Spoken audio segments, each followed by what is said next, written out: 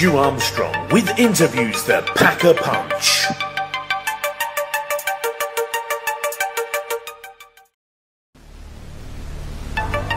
Stu Armstrong with interviews that pack a punch.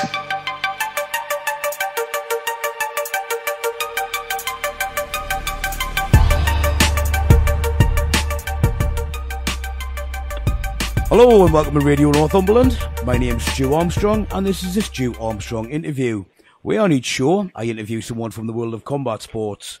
My background, as you may know, is the author of the Diaries of a Dorman series of books and the patron of the charity Choose Lives Not Knives. This week's brave soul, who's agreed to let me interview them for your listening pleasure, is MMA, kickboxing and Bbad, Bare Knuckle boxing's Craig Hammer. Hi Craig. Hi Stu. Thank you very much for joining us. Thank you, mate. First of all, obviously welcome to the show. You've got an extensive background in boxing, MMA and kickboxing. With an impressive, I think it's 18 wins out of 19 in unlicensed boxing. 3 times British boxing champion. Can you tell us a little about this? Well, I sort of started boxing when I was 8. I went from the boxing into the kickboxing and sort of from the kickboxing into the unlicensed boxing. In the early 90s. So, yeah, I just sort of followed it on, really, then got into the MMA. Yep. And then, well, into this now, really, into the BKD, so... Yeah. It's been quite an exciting journey. It certainly looks it. I was quite shocked when I did some research and seen some of your record, and then when I spoke to you, I missed part of it out. Yeah. How did you first become involved with combat sports, and at what sort of age were you? So I started boxing when I was 8. I'd done judo for a couple of years before that, but it really weren't enough. I needed to vent my frustration a bit and start throwing punches, really. Well, I suppose the best place to do it anyway. Yeah, that's right, yeah. Would you recommend training in a combat sport to people of a young age?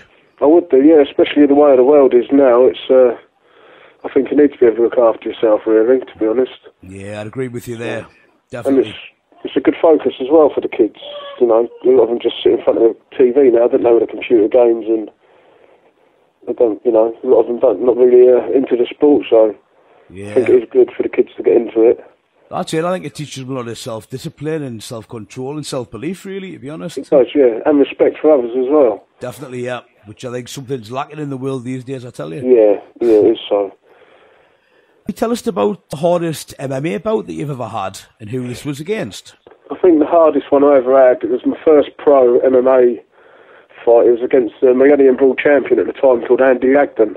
Yep. I took the fight on short notice. Got to say, he was a champion at the time. So I got in there, I knocked him out in 9 seconds. So he wasn't a champion when you finished then? No. That's so good. That was probably my hardest MMA one, to be honest. Yeah. Can I ask you the same question in kickboxing? It's hard to say. I've had a lot of kickboxing, but one of the ones that does stick out in my mind, I used to have to lie about my age to get fights because I was always a big teenager. Yeah. I think I was 13 and I went to fight up in London. I fought a man called Alistair J. He was 27. So the first round is all he smashed me. The second round, I dropped him within the first 10 seconds of the second round, and then I just controlled the fight from there on. But it was probably the hardest fight I've had in my kickboxing career, yeah. I think with some of the hard ones, maybe you get a lot more out of an experience. You do, yeah. You learn, you've got to dig deep sometimes. It's all right knocking people out every, fight you have, but you don't really gain much from that. Yeah. It's when you get tested, getting pushed. Like I say, I was 13, 14 years old. I was fighting men. Well, he was, 27 and a lot bigger than me, so... it did, opened my eyes to it, really. Yeah. It's funny, you should mention that about the sort of age difference. I've done an interview this morning, a friend of mine, Gary Sampson, he's been part of the England karate team, and he's a coach, and he's talking about one of his lads, lad who's 15, but who's fighting against adults. It's got to be quite a feat, that. I mean, your body's not fully developed at that sort of age, and so all respect for that. It is. It's like you say, a man's got a man's strength. They're mature, and their body's mature, and they're a lot physically stronger. Yeah, exactly. So, like when you're younger, obviously, I had to give it my all in that fight. Yeah. Literally. So, I think, they are at that advantage, but it depends on the person. For me, I was well, I just didn't care. I'd get in there and really, you know, win, lose or draw, I'd give it me all. Yeah. And doing that sort of thing, it pays off.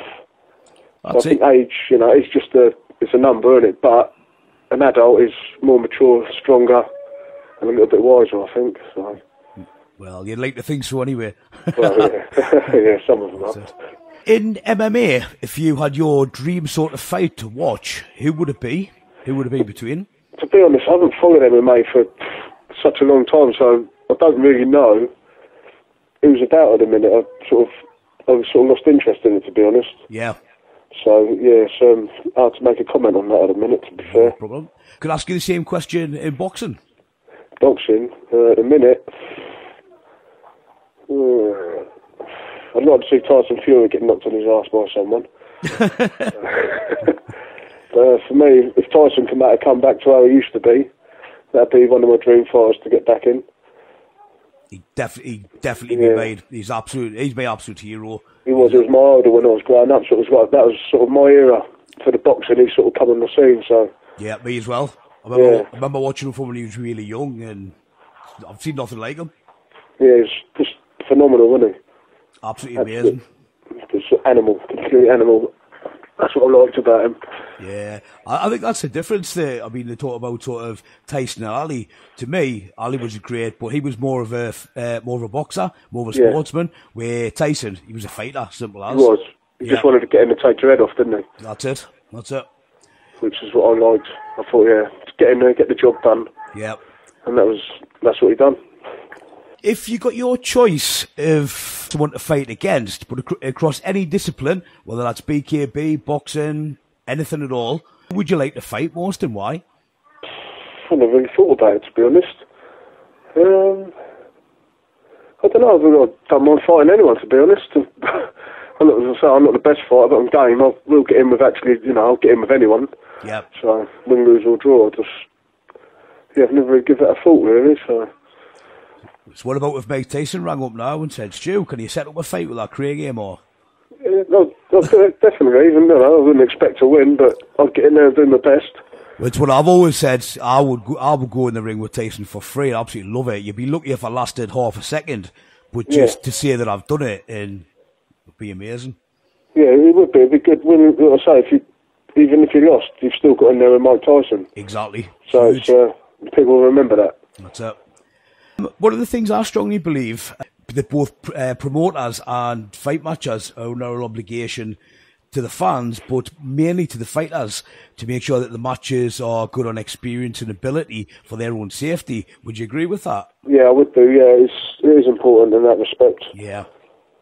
It's, I've been in a pretty bad mismatch myself, which I won't get into, but I think it's it should be dealt with properly. Even matches, and the safety of the fighter is most important, I think. Yeah, that's one of the things I think. Definitely the safety factor is going to be the most important thing. Fair belt. Yeah. Stu Armstrong with interviews that pack a punch.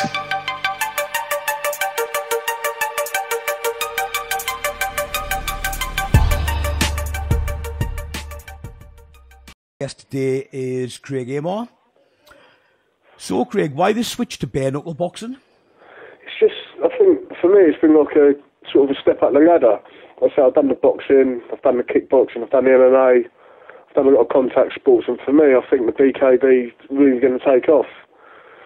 Sort of this year and next year, I think it's going to be the next best thing, so yeah, I just want to be part of it, really. It's certainly, I think it's a very good time to be involved. I mean, it's getting huge. Yeah, it's sort of like when MMA first came over, it was a bit of, shall we ban it, shan't we ban it? It was a bit of a controversy about it, and I think it's going to be the same with this. Yeah. MMA's taken right off, and I think this is going to take off as well, so. That's it. The thing that always makes me laugh, people say, bare knuckle boxing, that's dangerous. But of all the bare knuckle boxing fights that I've been to, the safety there has been better than anything else. Better than a lot of professional boxing, better than MMA. It's... people should really give it a go. Yeah, it is one of them things I've always wanted to do. So, like I said, the safety on these shows are, they're second to none. So yeah, that's it. You've got no worries. You're going to get cuts and bruises as you would in a boxing match. It's part and parcel. So I think you're right there.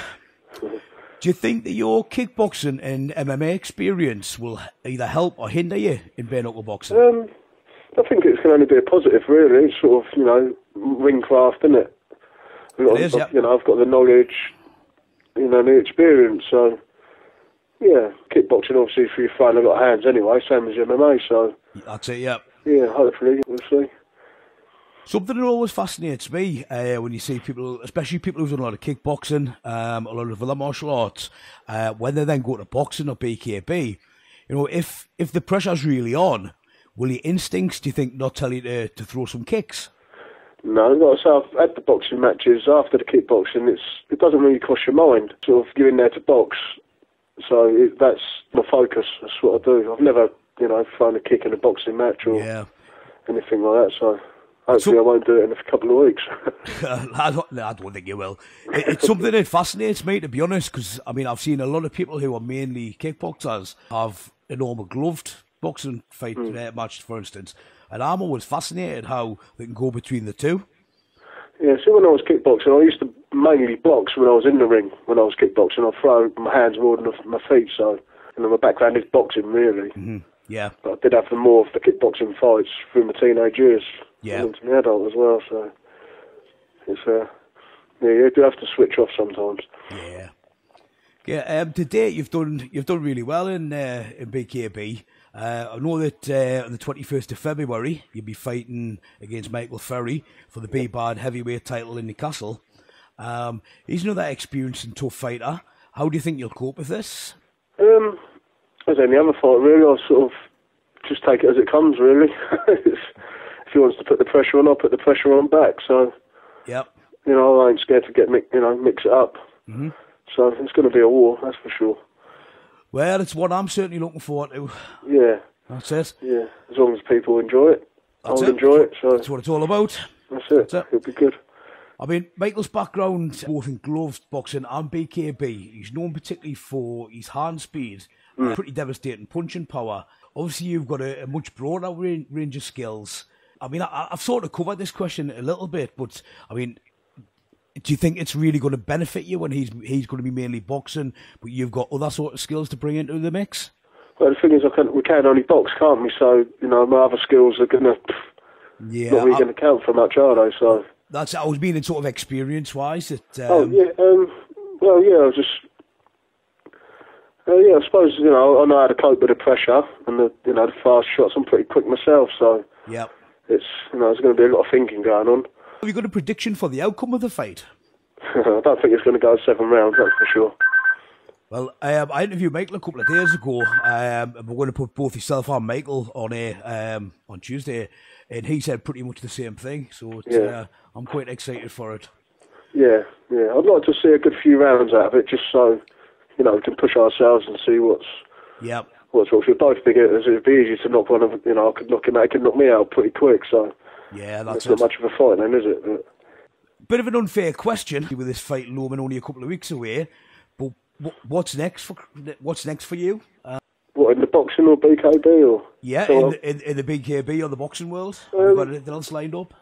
I've got a couple of fights in March coming up. Boxing. It's contracted to Bbad, obviously, so I can't do anything else until they say so. But yeah, I'll do whatever they put my way, really. Yep. I said I'm game. I enjoy the fighting. That's what we do. So I heard a rumour that you had quite a big fight coming up with somebody called Nigel Piff. Neil Piff, yeah. Oh, enough! I messed it up. You were actually set up for that by a mutual friend, Steve Miller. Now, I couldn't actually get hold of him on the phone today, but the plan was I was going to ring his phone at the correct time. We were going to connect you on the interview, and he was going to pretend to be Neil. Yeah, Neil. Bless him. He's funny man.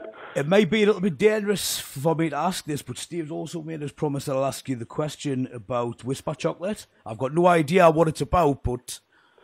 Oh, I don't know. I think that's how he traps his women, to be honest, with his whisper bars. So, I don't know what he's sort of going on about. He's a bit of a strange man sometimes.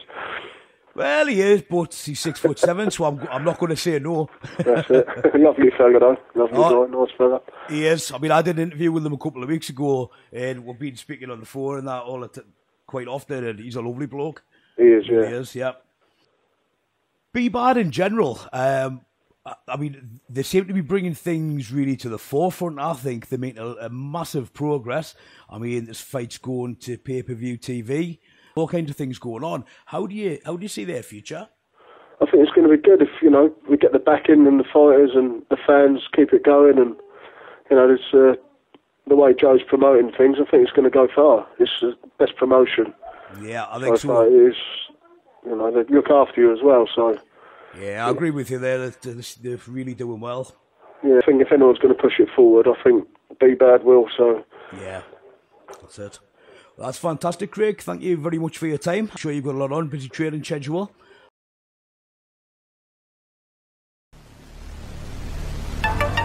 Stu Armstrong with interviews the Packer Punch.